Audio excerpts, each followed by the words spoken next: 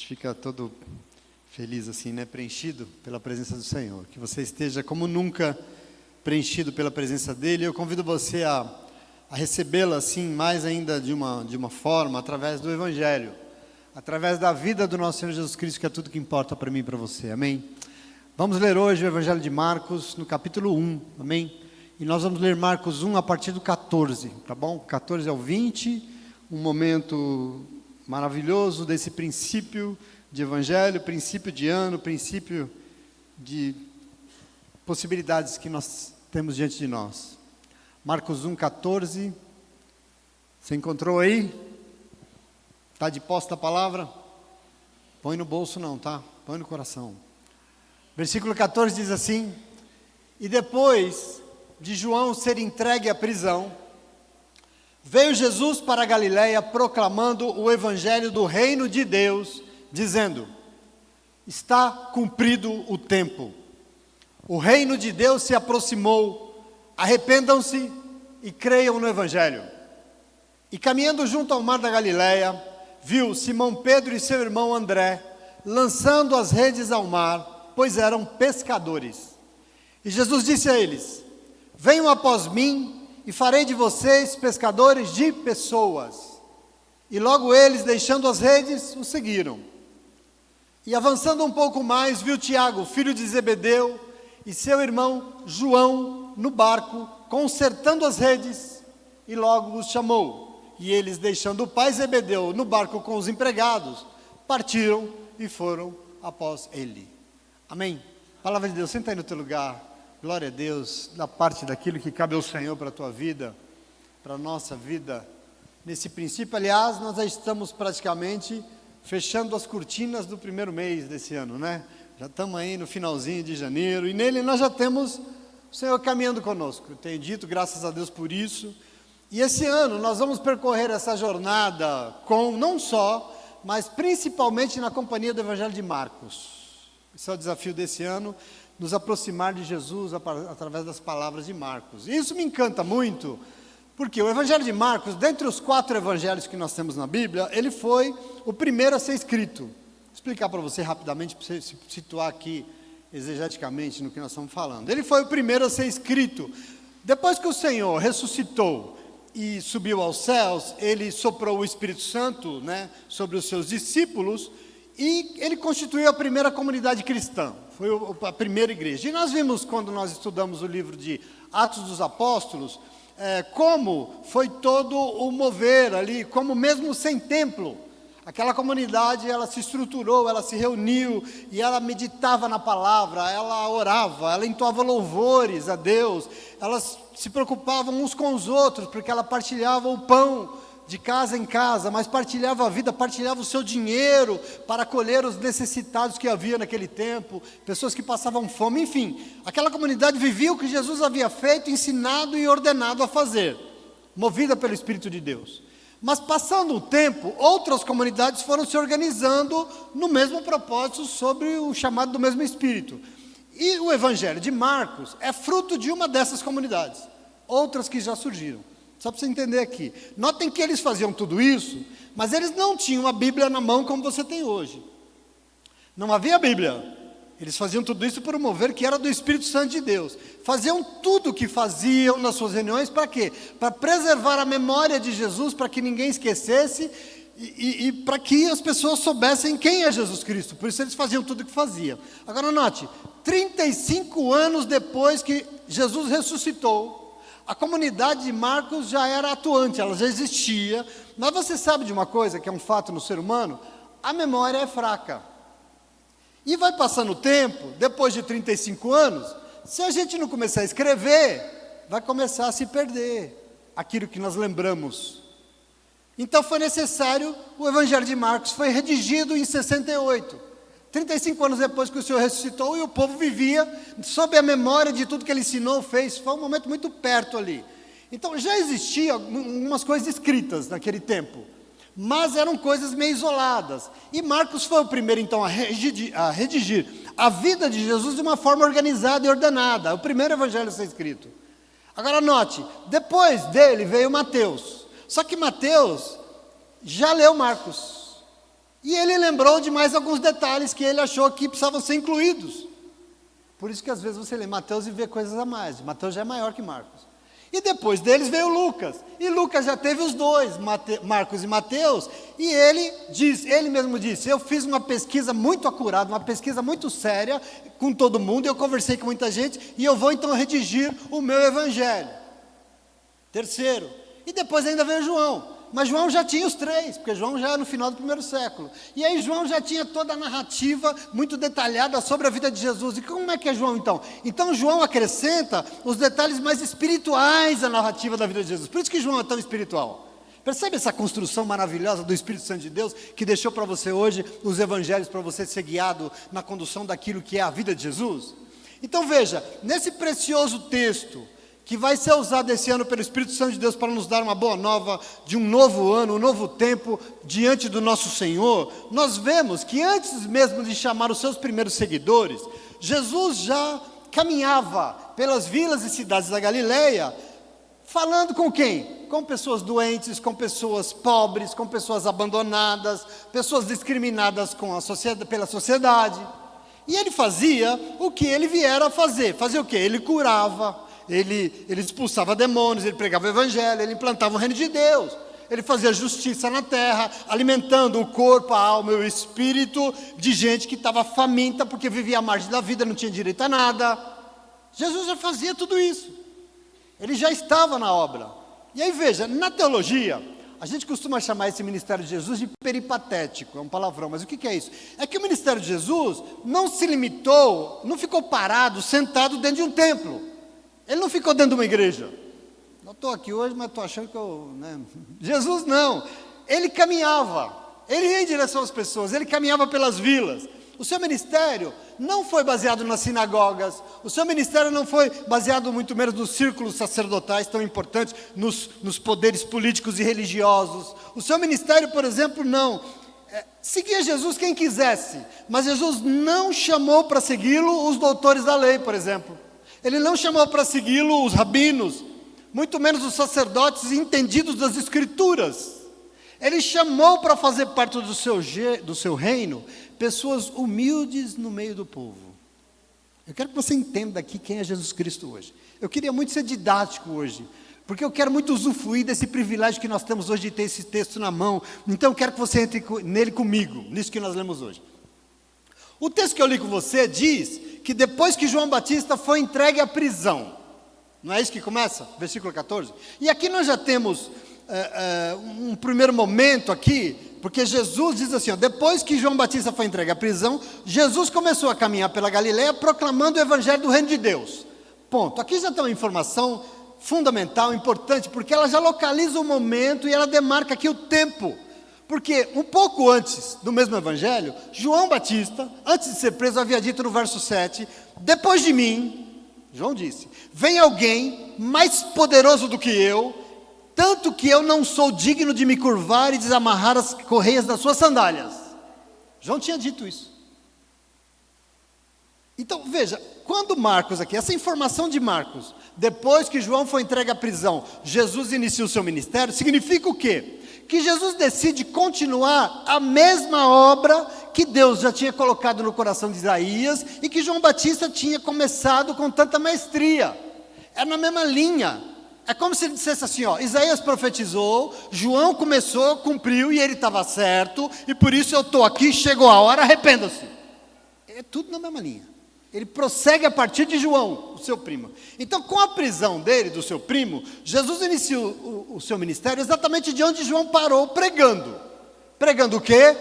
A mesma mensagem que João pregou quando alguém quer ter o Senhor na sua vida.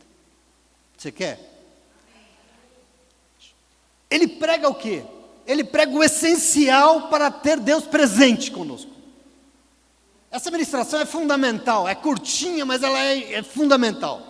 Ele retoma do mesmo lugar, chamando a Galileia, chamando o Riacho Grande nessa manhã, chamando todo mundo para o essencial daquilo que precisa ser visto em nós, para ter Deus reinando na nossa vida. Você entende a importância disso? Aqui eu quero me debruçar com você. O que é essência? Bom, essência, na verdade, é o que não pode faltar, senão nós deixamos de ser o que nós temos que ser. tem algo em você que é a tua essência, e se você perde isso, você deixa de ser você. Eu quero que você entenda isso, o essencial. A essência diz, é ela que diz que nós somos a comunidade cristã reunida para proclamar o nome do Senhor. E mais, é a nossa essência que diz que nós temos Ele caminhando conosco. Sem isso, nós não temos nada disso. Então eu quero que você veja isso. Sem essência, nós não somos. O que não é essência é secundário. O que não é essência pode esperar. O que não é essência pode vir depois, porque é supérfluo, é desnecessário, é até inútil. Porque não é essencial. Eu quero que você entenda esse princípio aqui do que ele está, para o que ele está nos chamando, para o mais importante. Eu preciso que você fique muito percebido, muito percebida hoje, porque o Senhor está neste lugar para falar para você do que é essencial para você ter, para eu ter, para nós termos, Ele caminhando conosco, fazendo deste ano o ano mais abençoado das nossas vidas, a essência do Senhor.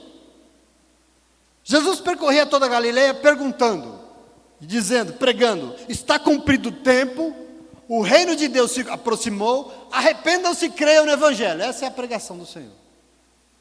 Agora veja, está cumprido o tempo por quê?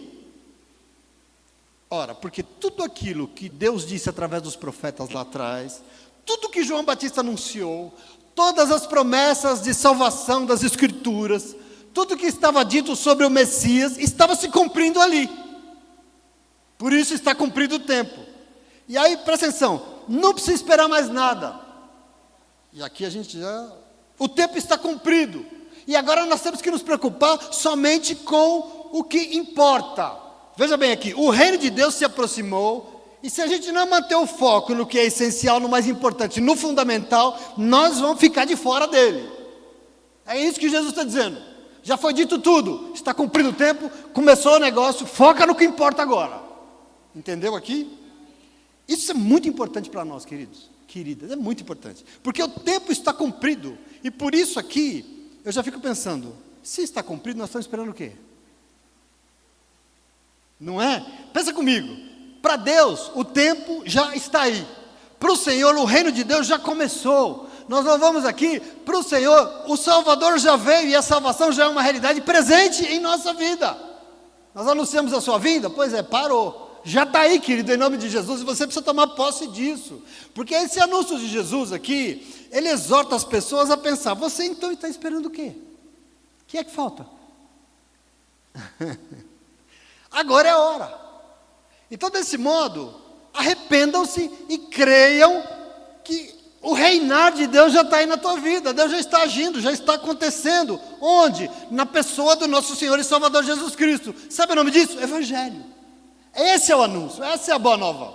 O Senhor mandou o Salvador, Ele já está aí.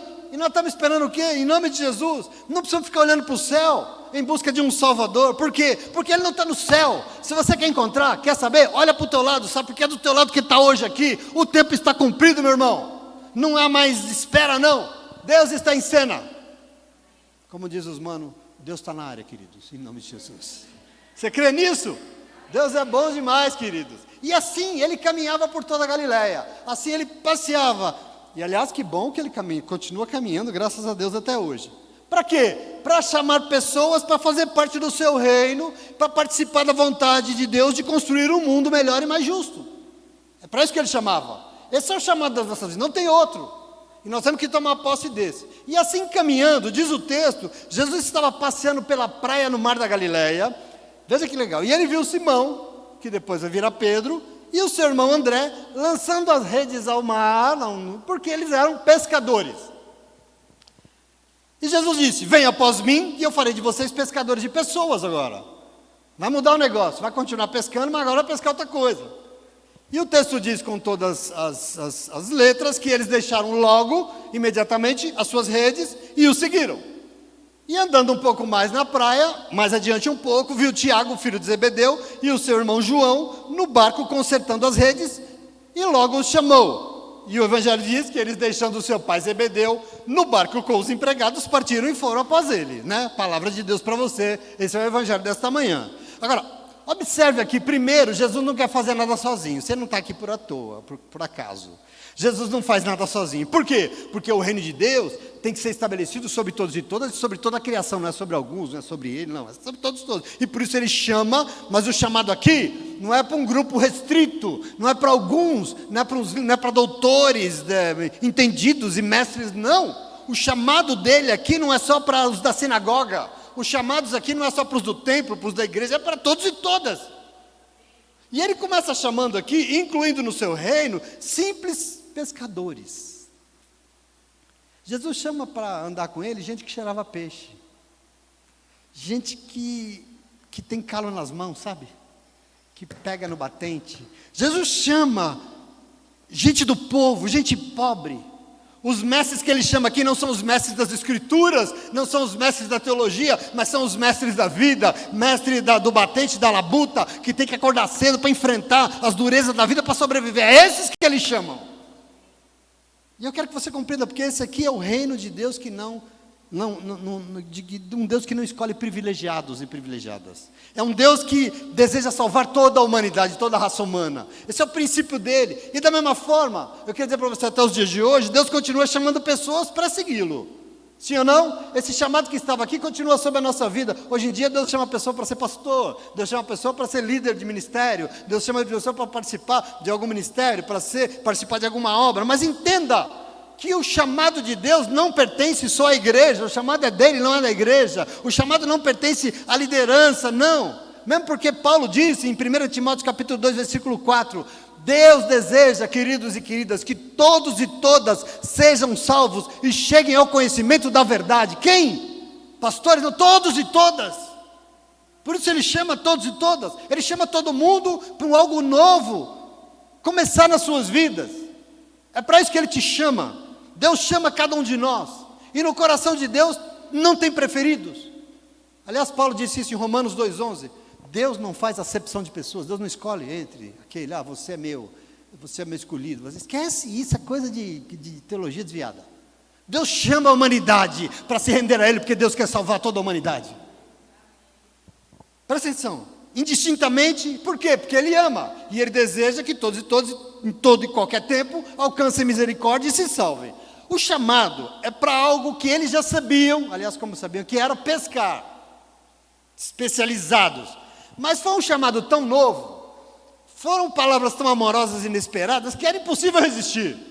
Eu fico pensando na cena aqui, só resta largar tudo e seguir. Eu fico pensando por quê? E a resposta é porque não é possível ouvir a palavra a palavra que sai da boca de Jesus e ficar sentado. Não é possível ouvir a palavra dele sem fazer nada. A palavra de Deus nos constrange a agir. Ele chama. E os 4 imediatamente largaram tudo e o seguiram. Isso denuncia, meu irmão, minha irmã. Você já teve, mas presta atenção. O encontro com Jesus Cristo precisa produzir em nós uma mudança radical na estrutura da nossa vida. Não pode continuar como era. Você compreende isso? Sim ou não? Está claro? Entenda que nós estamos diante de um carpinteiro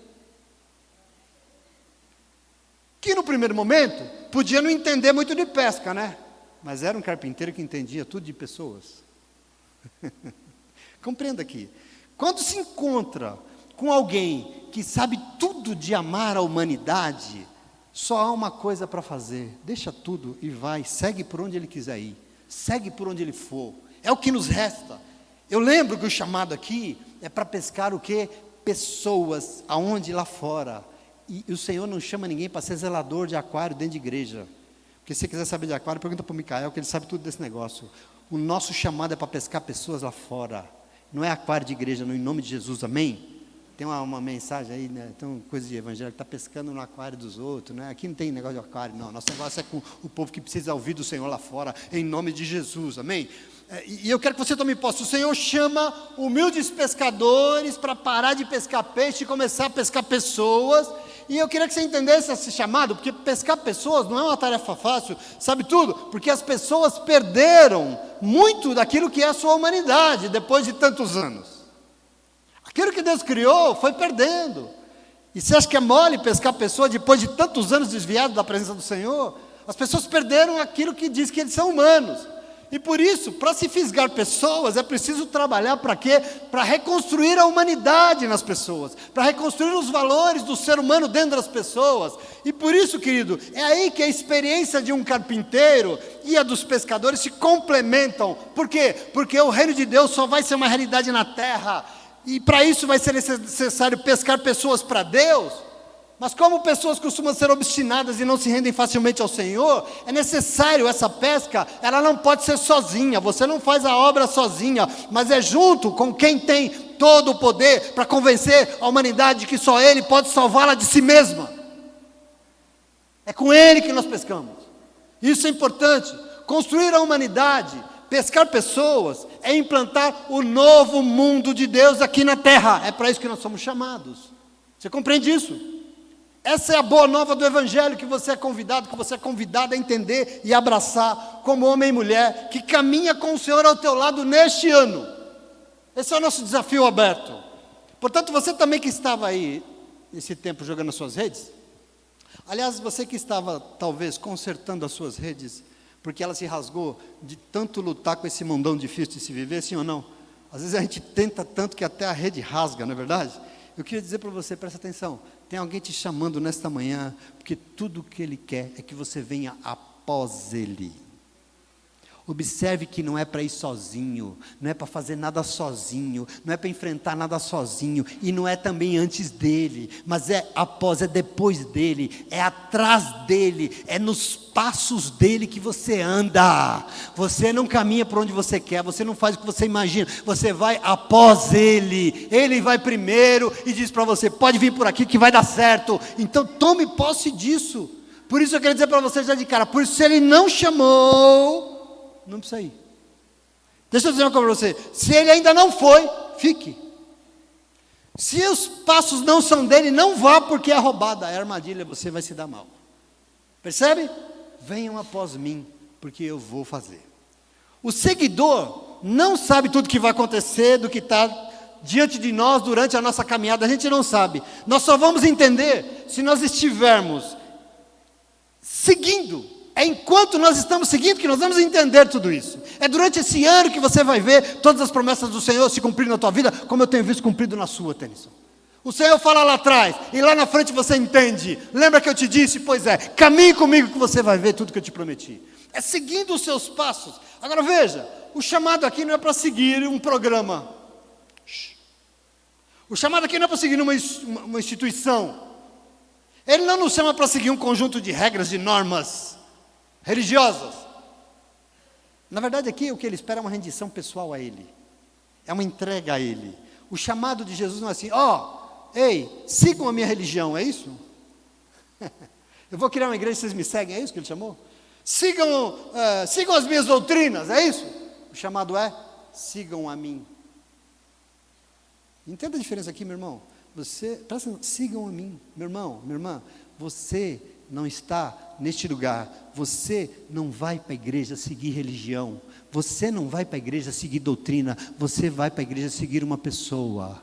E por acaso, não é qualquer pessoa, por acaso é aquele maravilhoso, o único que pode te salvar e que pode fazer da tua vida algo completamente transformado. É a Ele que você segue e é mais nada.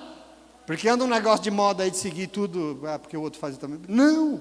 Portanto, o Senhor que caminha em nosso meio está nos chamando nessa manhã, nesse início de ano, para a gente ir após Ele, mas para isso, nós temos que focar no quê? No essencial.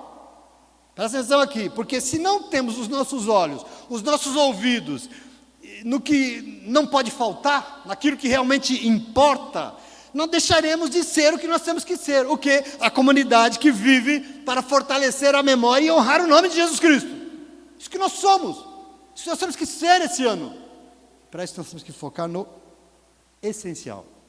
E eu queria dizer para você, se nós não fizermos isso, infelizmente, nós vamos fazer o que nós mais temos visto por aí. O quê? Um monte de gente reunida dentro de igreja, falando do nome de Deus, mas não contando com Ele.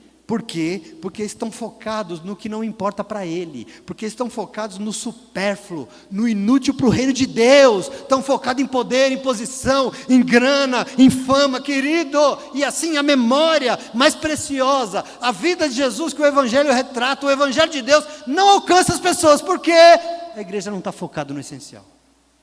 Compreende a diferença? E o que o Senhor espera de nós? E por isso, então, toda a nossa atenção tem que se voltar para o Evangelho, porque hoje Ele está nos dando a medida do que é essencial para o nosso ano.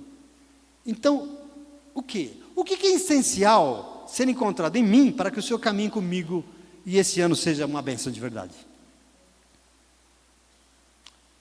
Vocês estão comigo? Vocês estão entendendo aqui onde eu estou? O que é essencial para ser visto em mim esse ano e realmente o Senhor caminhe comigo e esse ano seja uma bênção? Só duas. Primeira, sabe o quê? Arrependimento. Arrependimento. E eu estou dizendo isso, presta atenção aqui. Observe atentamente a pregação de Jesus, porque Ele estava na terra para salvar e para iniciar um novo tempo na história da humanidade. Ele estava ali para fazer novas todas as coisas. E assim como Ele, tenho certeza, está nessa manhã aqui, está nesse princípio de ano no nosso meio, querendo nos dar um novo tempo.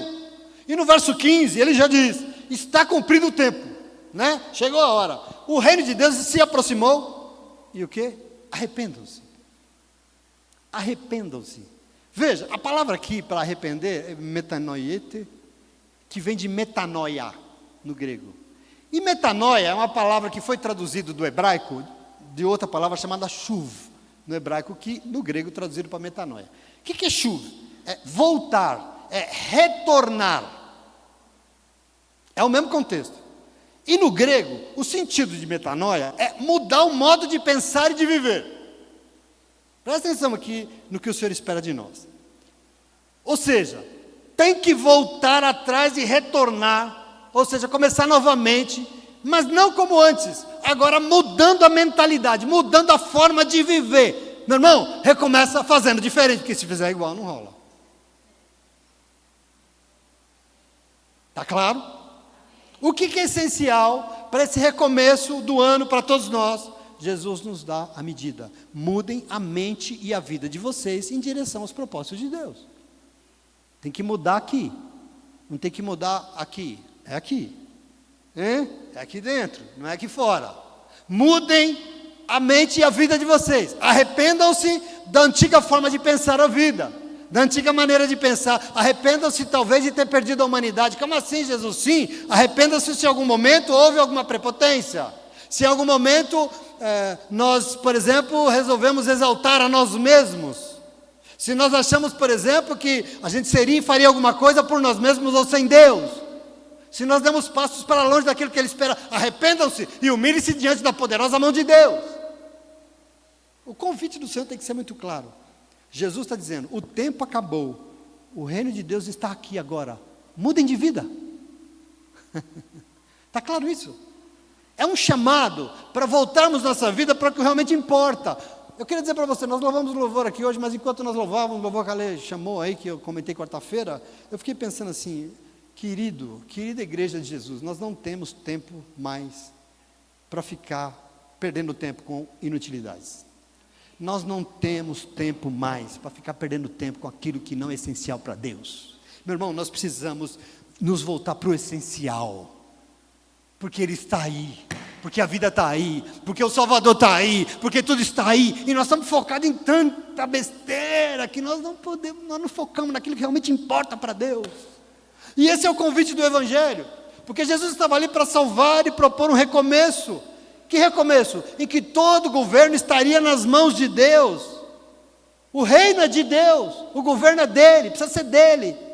E hoje Ele está aqui de novo, porque essa mensagem está nos alcançando mais uma vez.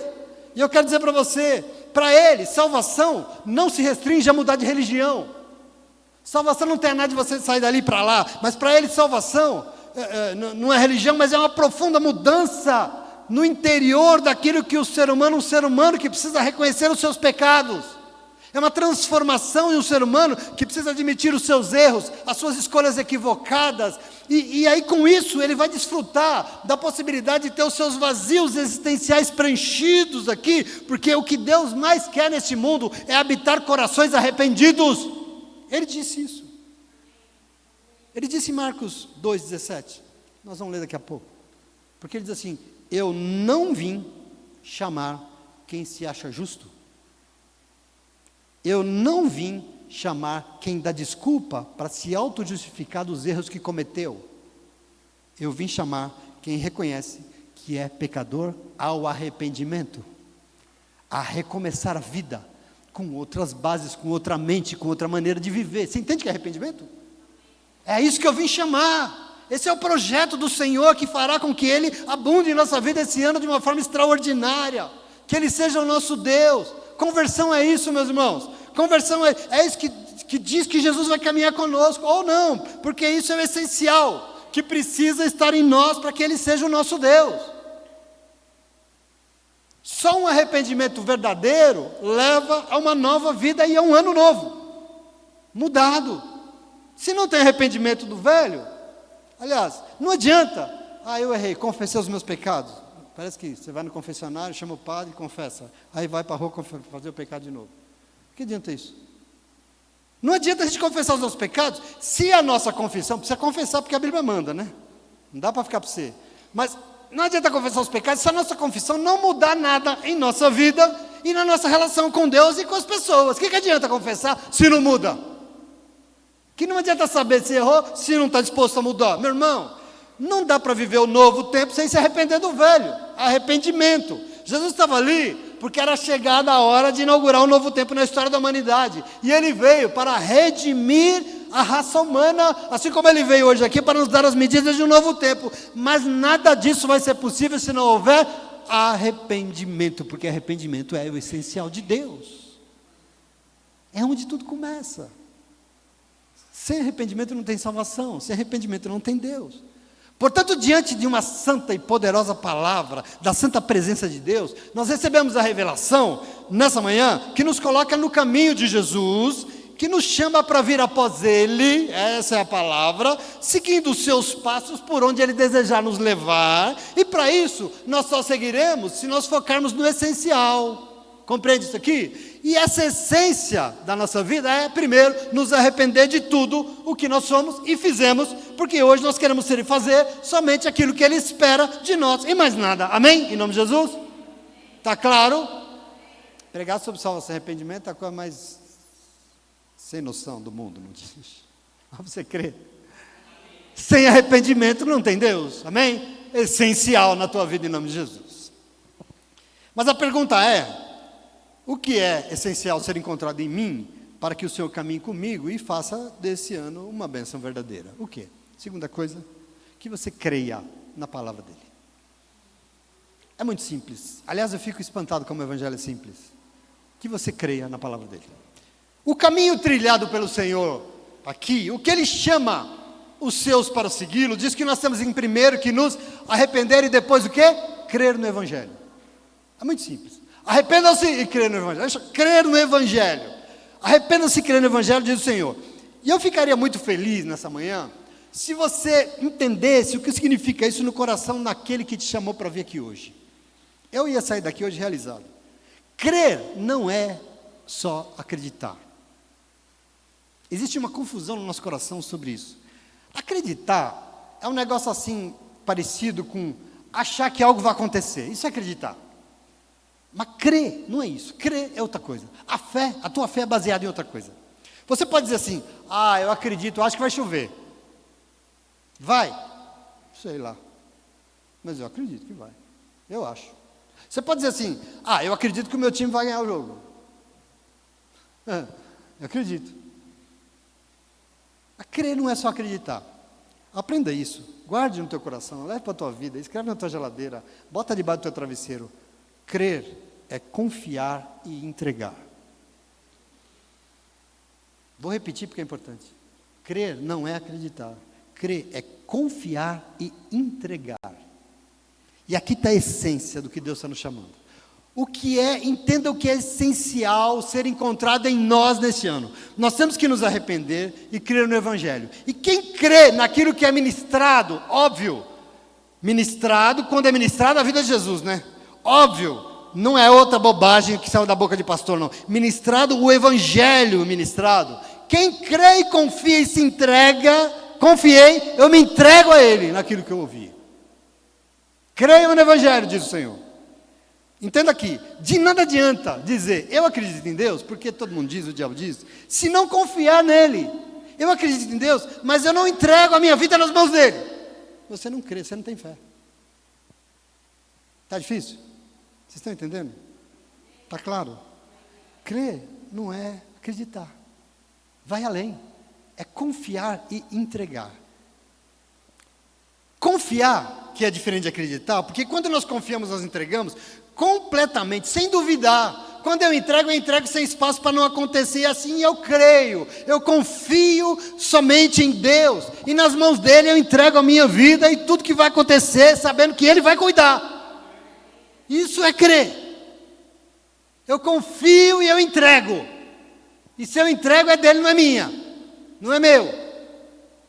É confiar e entregar a sua vida irrestrita e completamente na boa nova de Deus. Que é a boa nova? É no Filho amado dele, chamado Jesus Cristo. Porque se você confiar, você vai entregar, e você vai ter que saber, ele vai cuidar, meu irmão, em nome de Jesus, porque ele cuida ou não cuida? Agora, se a gente não crê, ele não vai cuidar, porque sem fé é impossível agradar a Deus. Se você não crê, se você não confia e não entrega, não está agradando o Senhor, Deus não age. Eu quero que você tome posse disso. Para mim, eu gosto de pensar que crer não é acreditar, mas é saber. Eu ouvi isso uma vez do Jung, ele não era um crentão lá, mas ele falou isso. Perguntaram para ele numa entrevista, o Jung é o psicanalista famoso, você acredita em Deus? Ele falou, acreditar? Não, eu sei. Eu fiquei cafifado quando eu vi isso, não por ele, mas por mim. Eu creio, porque você acredita? Não, porque eu sei. Então, veja, nós temos que olhar para isso e saber que Ele é Deus, saber, por exemplo, que Ele é exatamente o que está naquilo que Paulo falou em Efésios 3:20, que Ele é poderoso para fazer infinitamente mais de tudo que eu posso pedir ou pensar, de acordo com o seu poder que atua em mim. Isso é que eu sei, que Ele é Deus. Eu preciso saber disso. Por quê? Porque eu creio. Eu acredito. Vai mudar? Acredito que sim. Você acredita o quê, irmão? Presta atenção. Vai se converter. Eu quero que você tome posse disso. Nós temos que crer e saber. Portanto, esse ano nós vamos ter o foco das nossas vidas no que é essencial e no que não pode ficar de fora jamais. E essencial para o povo que se reúne aqui é crer no Evangelho, crer nas palavras de Jesus Cristo, sabendo que Ele é tudo que nós precisamos, porque foi Ele que nos chamou nessa manhã para ir após Ele, em nome de Jesus. Amém? Esse é o nosso chamado. Todo o foco das nossas vidas estará no Evangelho. Não em modinha religiosa, porque já surgiu um monte ano passado, vai surgir um monte. As igrejas no final do ano passado tomaram uma decisão. Tem sala VIP dentro da igreja agora, não sei se você sabe. Sabia? Sala VIP, passa uma faixa ali, ó, de fora a fora. Na frente aqui, só senta os VIPs. Vamos botar a fita aqui? Só senta os VIPs. É moda. Não é crer em modinha religiosa, porque o nosso foco está na palavra que tem poder para nos salvar. E assim nós vamos saber o que disse o Salmo 62, verso 5, que diz assim, ó, somente em Deus, ó minha alma, espere silenciosa, porque dele vem a minha esperança, só Ele é a minha rocha, a minha salvação e o meu alto refúgio, não serei jamais abalado. Você precisa saber disso.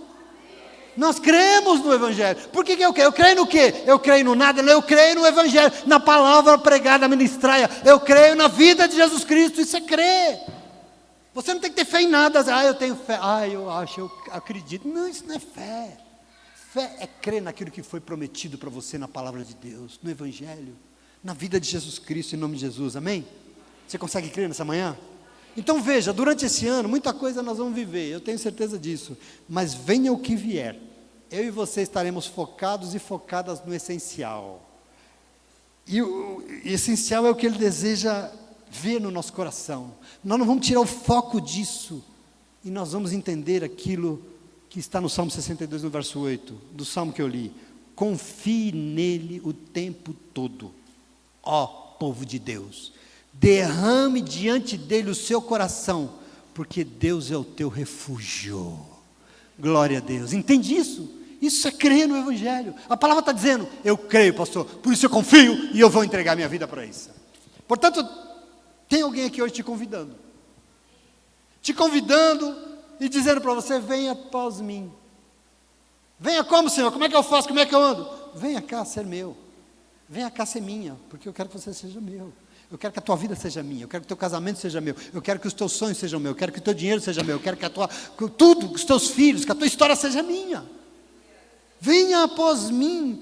Venha entregar sua vida completamente em minhas mãos, diz o Senhor, porque assim nós vamos caminhar juntos, eu vou à tua frente, e assim as coisas serão novas a partir de hoje, e tudo será novo em nome de Jesus, amém?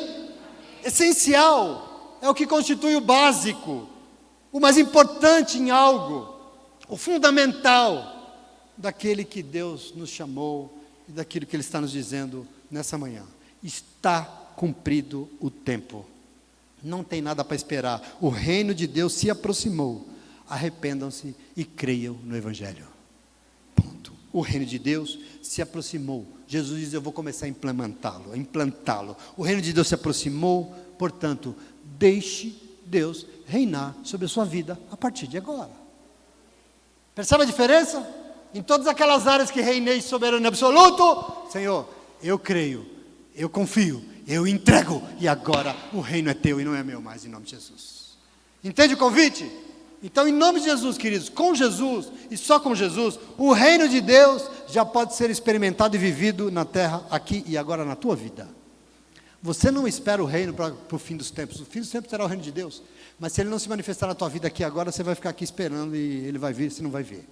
O reino de Deus é uma realidade presente, hoje e para sempre. Porque Ele, o Filho de Deus, já veio e Ele está entre nós. O Salvador já está falando conosco. Como Paulo afirmou em 2 Coríntios capítulo 6, ele diz assim, eu o ouvi no tempo favorável, e o socorri no dia da salvação. Digo-lhes que agora é o tempo favorável, agora é o dia da tua salvação, em nome de Jesus. Você crê nisso? É o Senhor que está aí presente.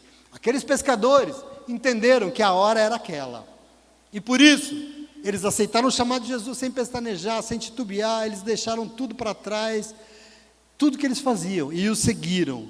Juntaram-se a Jesus na tarefa de anunciar as boas novas do reino de Deus. E esse é o chamado que Ele tem sobre nossas vidas. O Evangelho começa nesse ano, com um chamado de Jesus para mim e para você.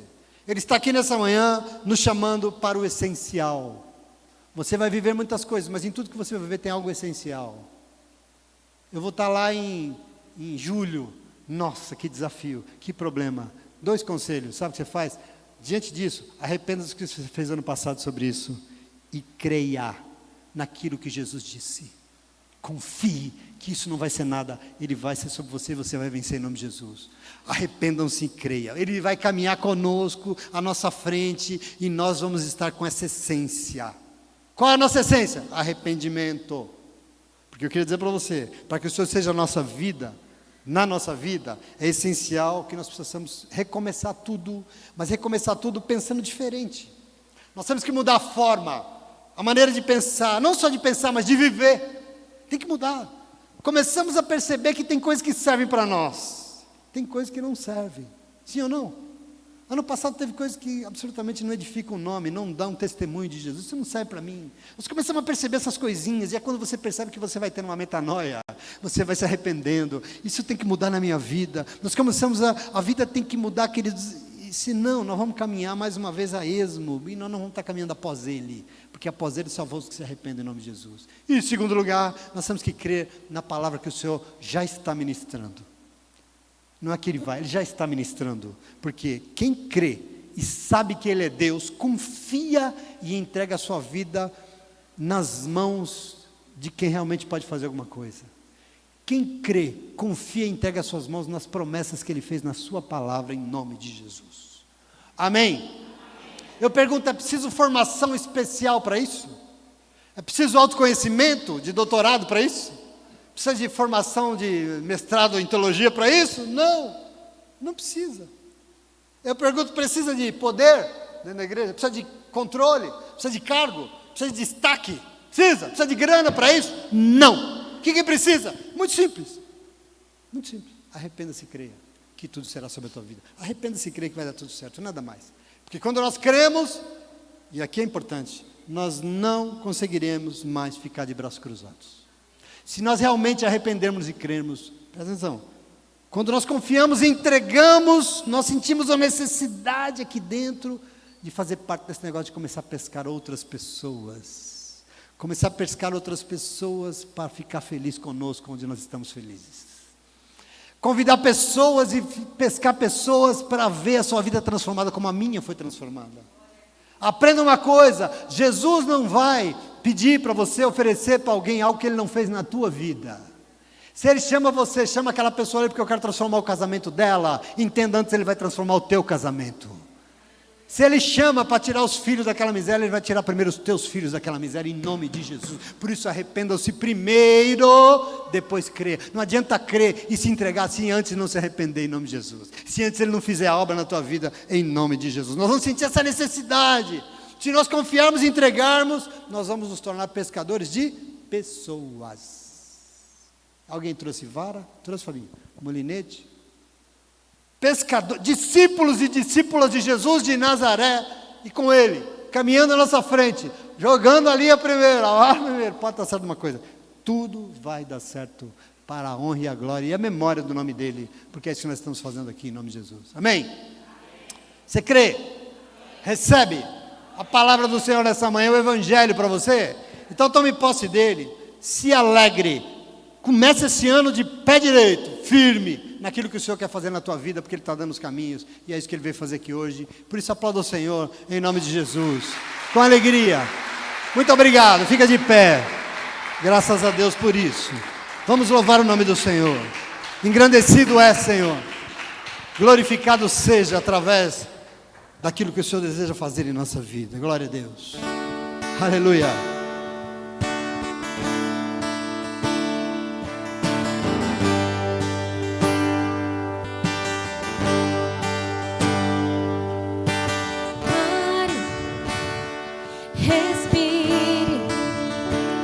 Enquanto houver sol, há tempo de sonhar.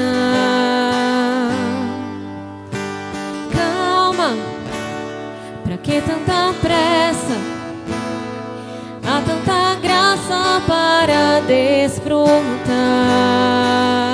Já está aí, irmãos, já está aí. Se Ele cuida das aves, cuida dos campos, cuidará de ti. Por que pensar em desistir? Plante hoje seu futuro. Sementes dão flores, sementes dão frutos. Plante hoje seu futuro. Sementes dão flores, sementes dão frutos.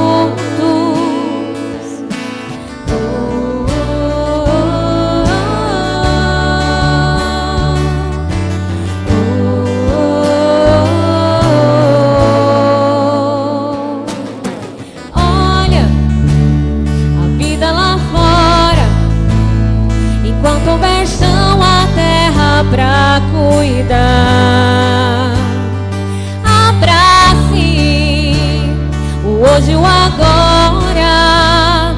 A vida é presente, não há o que esperar.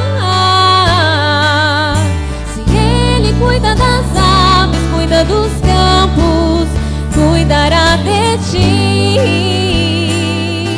Por que pensar em desistir? Se a gente cuida da gente, cuida do outro, o céu começa aqui. Esperançar é resistir. Plante hoje o seu futuro. Sementes dão flores, sementes dão frutos. Plante hoje o seu futuro. Sementes dão flores, sementes dão frutos.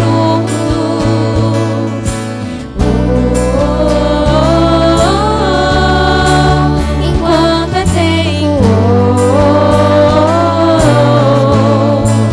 enquanto é tempo,